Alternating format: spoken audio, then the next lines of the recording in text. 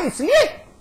और सरकार और आप लोग नेता लोग कहते हो हम किसान के बेटे हैं, हम किसान के लिए मरते हैं, ये किसानों की सरकार है। चौधरी अजीत सिंह तो हाथ में गंगा जल लिए घूमते हैं कि गन्ना और किसान उनके जीवन में डीएनए की तरह प्रवाहित है।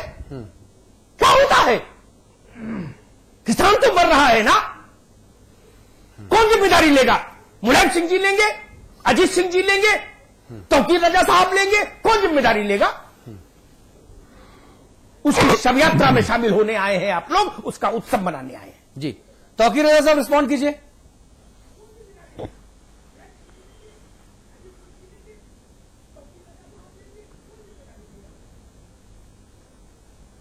नहीं, जिम्मेदारी सब मिलकर जब उठाएंगे तभी समाज का और किसानों का भला हो सकेगा।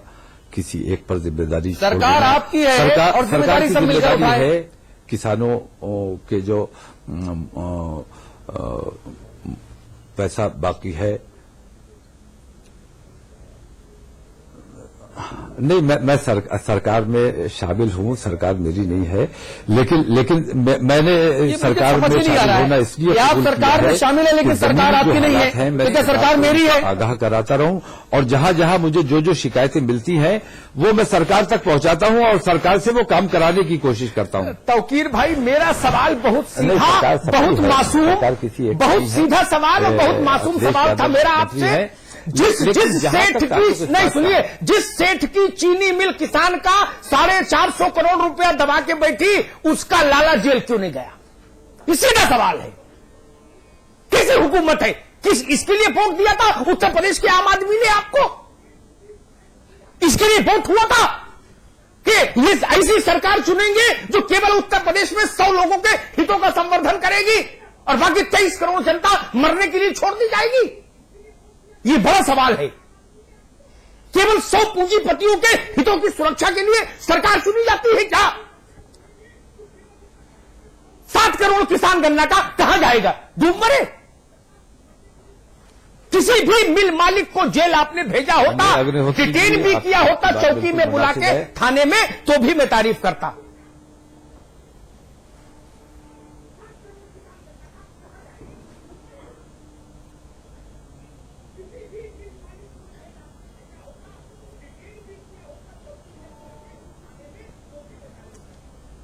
बोलिए मौलाना साहब बोलिए। मुझे लगता है कि इस सिलसिले में जो असल जवाबदेही कर सकते हैं, मैं अपनी पार्टी की तरफ से यहां हालात रखने आया था। गन्ने के हवाले से कितना किसानों का बकाया है वो सरकार की जिम्मेदारी है उनकी अदायगी की, और सरकार उनकी अदायगी जरूर करेगी, मुझे उम्मीद है। लेकिन ये जिक्र करने के लिए या ये बहस करने के लिए मुझे लगता है कि समाजवादी पार्टी के किसी मंत्री को बुलाया जाना चाहिए था। वो बेहतर जवाब भी दे सकता था और बेहतर कोई अपने राय भी कायम कर सकता था। मैं सरकार में शामिल हूं, लेकिन सरकार में शामिल मैं सिर्फ इसलिए हूं, समाजवादी पार्टी का आदमी नहीं हूं। सरकार में शामिल इसलिए हूं कि जो जमीनी हकायक हैं वो वहां तक पहुंचा दूं और उसका कमा तो मैं उसको वो जिम्मेदारी पूरी करने की कोशिश करता हूं। और जहां ज्यादती हो रही है, तासुब हो रहा है, अभी मेरी जानकारी में ये बात आई कि दंगा पीड़ितों में भी ये तासुब हो रहा है कि मुसलमान को दिया जाए कि हिंदू को दिया जाए। ये इस किस्म की चीजें जो है ये वहां तक पहुंचा के इन्हें ठीक कराने का मेरा काम है। सिर्फ किसानों की बात नहीं है, किसान तो हिंदू भी है और मुसलमान भी है। इस किस्म की तकसीम नहीं की जानी चाहिए।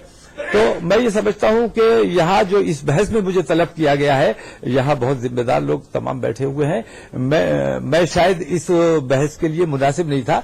ये सरकार का कोई जिम्मेदार मंत्री या आना चाहिए था और उनसे ये सवालात की जाते। आपको भी लंबा अरसा हो गया सियासत करते हुए, मेरा काम और मेरा तरीका और मैं ठीक है, समाजवाद का आदमी हूं और संजय चौहान का काम करने वाला। मैं आपसे मुखातिब हूं। मुझे बताइए, पिछले 25 बरस में पश्चिमी उत्तर प्रदेश में गन्ना किसानों का पैसा रोकने वालों के खिलाफ कोई कड़ी कार्रवाई हुई? सरकार में कोई रहा हो?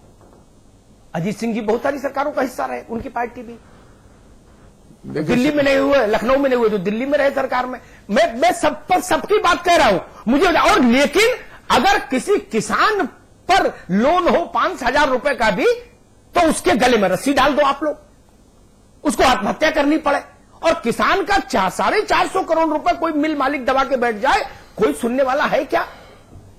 अमिताभ जी, ऊपर तक मलाई पहुंचती है ना, इसलिए कोई नहीं सुनता। अमिताभ जी, जो आप बात कह रहे हैं वो तो आप राष्ट्रीय लोकदल जो लगातार कहता है और संघर्ष करता है, वही बात आप कह रहे हैं।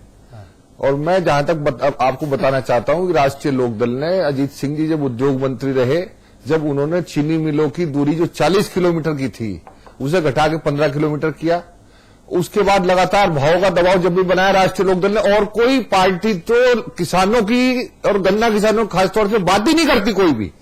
हमारे और भी साथी बैठे हैं यहाँ, ये कोई अपना इतिहास बता दें।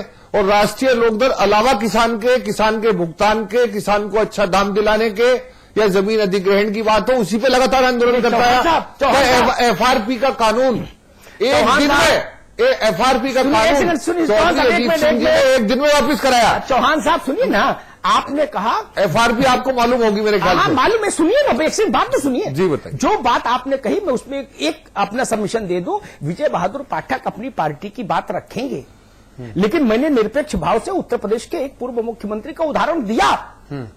और जितनी आपके यहां चीनी मिलें हैं, उतना बड़ा आदमी तो कोई नहीं था जिसकी चीनी मिल का प्रसंग मैंने बताया। और उत्तर प्रदेश के मुख्यमंत्री ने कहा कि 24 घंटे में भुगतान करो और नहीं करो तो जेल जाओ। कलेक्टर काफी है इनको जेल भेजने के लिए, मुख्यमंत्री का इंटरवेंशन क्यों? ऐसा पश्चिमी उत्तर प्रदेश में क्यों नहीं हो रहा? मैं इससे आगे की बात बताना चाहता हूं आपको।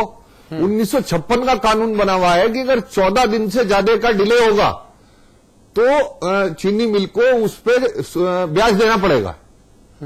इम्प्लीमेंटेशन है स्टेट गवर्नमेंट के हाथ में। अरे भैया, मूलधन तो दे दो, मैं ब्याज पूछा रहेगा। दूसरी बात क्या है, जब किसान खुदकुशी करता है तो उसकी अंटी में 200-300 रुपए के चेक निकलते हैं।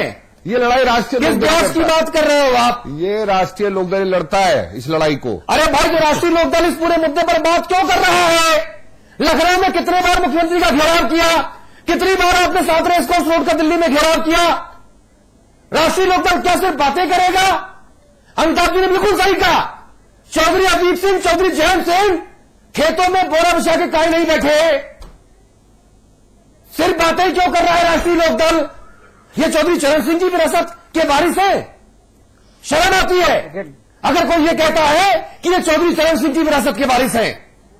चौधरी चरण सिंह की विरासत इतनी खंडित तो कभी नहीं रही जितनी आज है, और इसीलिए आप लोग 3 और 4 दिनों तक महदूद हो गए, सिर्फ इसीलिए कि आप लोग सिर्फ बातें कर रहे हैं। चौधरी चरण सिंह जी का नाम लेके तो मुलायम सिंह जी मुख्यमंत्री बने कई बार। यही देख लीजिए अब आप लोग। हाँ, तो मैं ये कह रहा हूं अब आपको इसी बात से सबक लेना चाहिए। और जब कि जिस व्यक्ति का नाम लेके एक व्यक्ति मुख्यमंत्री बन जाए जी, उसी का बेटा उसी की विरासत को 4 से 3 दिनों तक महदूद कर दे, यह राष्ट्रीय लोकदल की नाकामी नहीं तो और क्या है? जब राजनीति मुद्दा आधारित नहीं रहेगी, जाति आधारित हो जाएगी, धर्म आधारित हो जाएगी, तो अरे भाई, खेतों में बोरा बिछाया क्यों नहीं? अमिताभ जी का सवाल बहुत मूलभूत सवाल है। बोरा ही बिछाना है जब 4 दिन में कह रहा हूं बिछाना है, रात को सोए भी। अब अमिताभ जी ना, अब अमिताभ जी तय करेंगे कि राष्ट्रीय लोकदल की नीति क्या हो और अजीत सिंह कैसे बोरा बिछाएं। अमिताभ जी बताएंगे। अब गजब बात करते हैं भाई, आप लोग गजब बात करते हैं भाई। गोविंद पंतराजू, देखिए अतुल, ये जो मामला है ये फिर बात वही है कि असल मुद्दे से बात को भटकाने की कोशिश राजनीतिक दल कर रहे हैं। अभी यहां पर आरएलडी के जो सांसद हैं उन्होंने अपनी बात रखी, लेकिन वो ये बताना भूल गए। उन्होंने ये तो कहा कि शायद सरकार की मिलीभगत है, उत्तर प्रदेश सरकार की, लेकिन वो ये बताना भूल गए कि 25 अक्टूबर को अजीत सिंह ने भी एक पत्र प्रधानमंत्री को लिखा है जिसमें ये कहा है कि चीनी मिल मालिकों की हालत बहुत खराब है और उनको इंसेंटिव्स दिए जाने चाहिए। तो मिलीभगत तो जितने भी राजनीतिक दल हैं उन सबकी है और वो दिखती है कि वो चीनी मिल मालिकों के पक्ष में है। नहीं, ये पोल, लेकिन पोल खुला नहीं जा पाते। लेकिन जो बड़ी आदत है आरएलडी की आदत है। नहीं, आरएलडी की आदत नहीं, उसकी वजह बताऊंगा। जो राजू जी बोल रहे हैं, जिम्मेदार आदमी है बहुत। जी नहीं बोलिए। जो पैसा मिला भी है किसानों को, वो हाईकोर्ट के एक आदेश के बाद मिला है जी। और उसमें भी 3 अक्टूबर को उसकी पूरी सुनवाई हो गई है जी। किसानों को इस बात की उम्मीद है कि शायद अदालत उसमें कोई फैसला दे। ठीक है। तो आखिरी तौर पर गिरफ्तारियों की बात शायद अदालती आदेश से होगी। जी। राज्य सरकार की तरफ से हाथ पर हाथ जी, धरे जी, जी। बैठे रहने वाली स्थिति बिल्कुल शो का वक्त पूरे खत्म हो मामले। गया। अमिताभ जी संवाद की टिप्पणी। देखिए, मैंने जो आंकड़े दिए ना, वो आंकड़े 24 सितंबर तक अपडेटेड हैं। एक चीनी मिल है बड़े औद्योगिक घराने की आपके इलाके में, जिस पर 425 करोड़ रुपया बकाया है, और जब तक कि मेरे पास आंकड़े हैं उसके बाद कोई भुगतान हुआ भी नहीं। यानी ये अद्यतन आंकड़े हैं, अपडेटेड आंकड़े हैं। इतने बड़ी धनराशि किनकी?